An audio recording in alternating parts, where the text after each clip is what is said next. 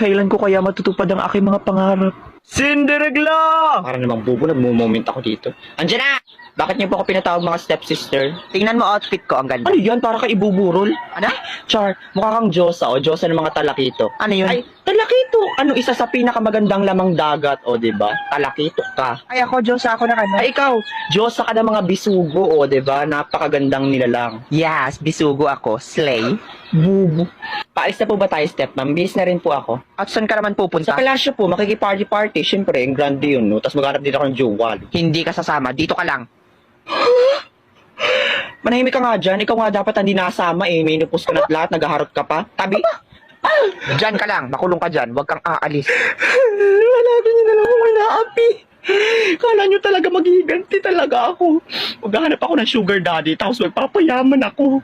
Munda kayo. Hindi pwedeng hindi ako makapunta sa palasyo. Nandun ang aking kinabukasan. Na parang tanga oh.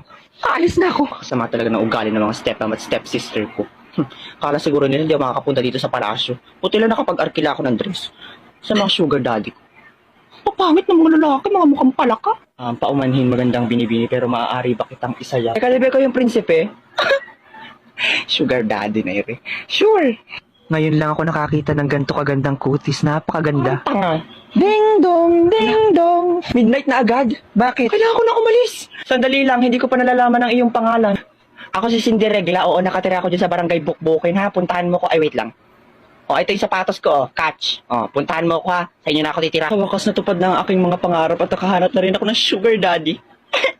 At dahil mayaman na ako, humanda kayo mga stepsister. Ako nagigigil sa inyo, lagi niyo ko inaapi dati. Lalo ka na. Pumunta kayo na sa CR, kuskusin niyo yung bowl doon. Ikaw, kuskusin mo yung kilikili mo, napakalakas ng putok mo. Mga kawal, nasa ng aking stepmom, puntahan niyo. Bakit po, mahal na prinsesa? Ipapabitay ko siya.